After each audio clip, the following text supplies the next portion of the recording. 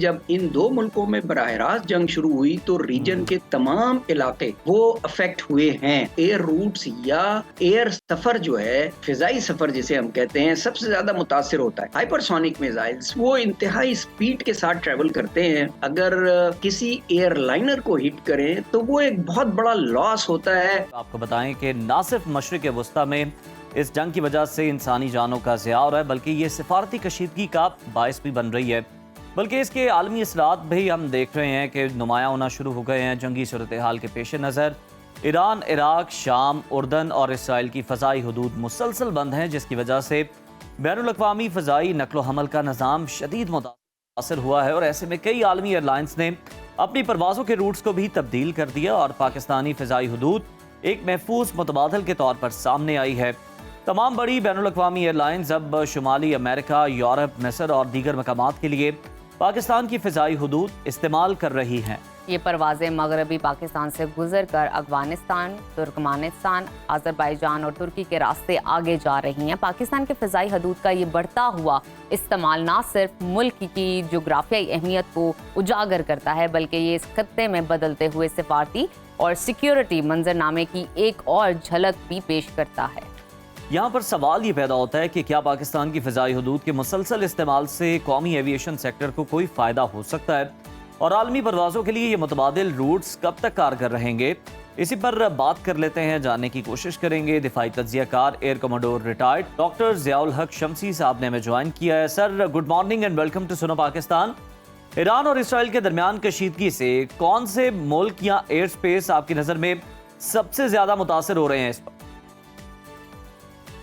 जी शुक्रिया। बिस्मिल्लाहिर्रहमानिर्रहीम। देखिए, जब भी दो ममालिक के दरमियान जंग होती है तो पूरे का पूरा खित्ता या रीजन जो है उससे अफेक्ट होता है। और चूंकि इजराइल और ईरान में तकरीबन 1800 किलोमीटर का फासला है, इसलिए जब इन दो मुल्कों में बराह रास्त जंग शुरू हुई तो रीजन के तमाम इलाके जो ईरान से बॉर्डर करते हैं या इजराइल से बॉर्डर करते हैं वो अफेक्ट हुए हैं। और सबसे ज्यादा अफेक्ट जो होता है, हमेशा कोई भी इतनी बड़ी इमरजेंसी हो, अगर ग्लोबल लेवल पे या रीजनल लेवल पे, तो सबसे ज्यादा जो है वो एयर रूट्स या एयर सफर जो है, फिजाई सफर जिसे हम कहते हैं, सबसे ज्यादा मुतासिर होता है। आपको याद होगा कोविड के दिनों में भी सबसे ज्यादा मुतासिर जो फिजाई सफर हुआ था। ऑल्दो उस वक्त एयर रूट्स अवेलेबल थी, लेकिन फिजाई सफर जो है वो बहुत ज्यादा मुश्किल और अनसेफ समझा जाता था। इसी तरह जंग के दौरान फिजाई सफर को बहुत ही अनसेफ समझा जाता है, क्योंकि मिसाइल्स हवा में आजकल जो डेवलप हो चुके हैं, खास तौर पे हाइपरसोनिक मिसाइल्स, वो इंतहाई स्पीड के साथ ट्रेवल करते हैं, मार्क 6-7 के स्पीड से ट्रेवल करते हैं। और नौजुबिल्लाह, खुदा न खास्ता, अगर किसी एयरलाइनर को हिट करें तो वो एक बहुत बड़ा लॉस होता है, सिर्फ उस मुल्क के लिए नहीं जहां से वो जहाज गुजर रहा होता, डेफिनेटली, या वो मुल्क जिसका वो जहाज होता है, बल्कि उसमें सफर करने वाले लोग दुनिया के कहीं भी हो सकते हैं। आप देखें, रिसेंटली अनफॉर्चुनेटली एक बड़ी बदकिस्मती की बात है कि 2025 जब से शुरू हुआ है, फिजाई हादसात बहुत बढ़ गए हैं जी। अमेरिका में होने वाले हादसा से शुरू करके आप देखें, एयर इंडिया गुजरात और इस्लामाबाद का हादसे, अब तक कोई 80 से ज्यादा जो है पैसेंजर प्लेन्स जो हैं वो पिछले 6 महीने के दौरान हादसे का शिकार हो चुके हैं। पाकिस्तान के लिए जहां एक अपॉर्चुनिटी है कि वो एक ऑल्टरनेट एयर रूट के तौर पे अपने मुल्क की कॉरिडोर्स को पेश करे और उससे कुछ ज़र मुबादला कमाए, वहाँ उसकी जिम्मेदारी भी एयर डिफेंस सिस्टम की बहुत बढ़ जाती है कि कहीं खुदा न ख्वास्ता उसके इलाके में कोई इंटरवेंशन ना हो जाए इजराइल की तरफ से या ईरान की तरफ से, बिकॉज ईरान अपने आप को डिफेंड करने के लिए किसी भी हद तक जाएगा और इजराइल इस वक्त ईरान को नुकसान पहुंचाने के लिए किसी भी हद तक जाएगा। बिल्कुल।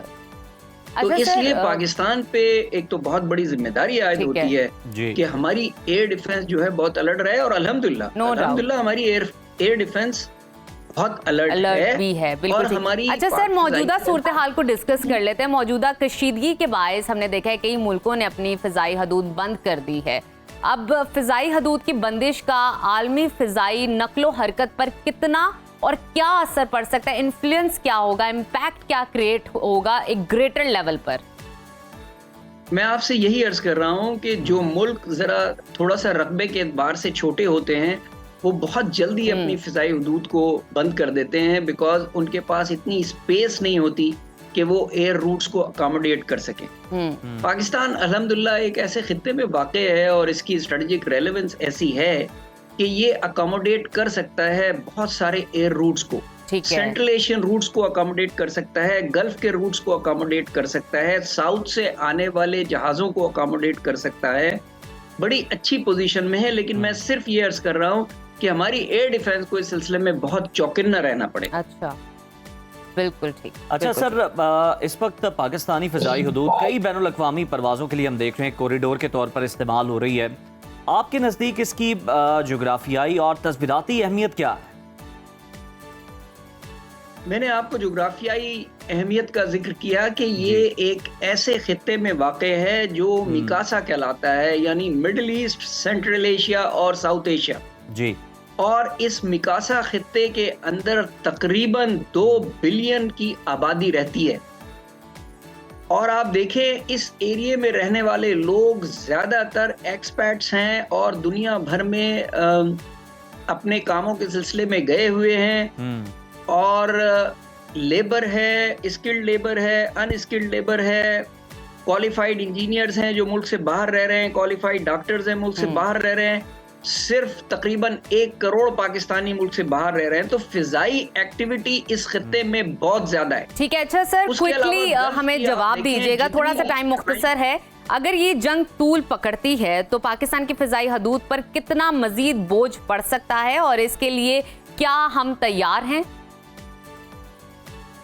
जी, मैंने आपसे यही अर्ज किया कि पाक फिजाइया और पाकिस्तान एयर डिफेंस सिस्टम अल्हम्दुलिल्लाह इसके लिए बिल्कुल तैयार है, क्योंकि ये एक अच्छी अपॉर्चुनिटी है हमें ज़र मुबादला कमाने के लिए। लेकिन जाहिर है हमें आईज एंड ईयर्स ओपन रखनी पड़ेंगी, राउंड द क्लॉक 24/7 हमें अपने जो एवैक्स हैं और एयरबोर्न अर्ली वार्निंग सिस्टम्स हैं, ग्राउंड रेडार्स हैं, उन सब को चौकन्ना रखना पड़ेगा। ज़िया साहब, बहुत शुक्रिया आपके वक्त का।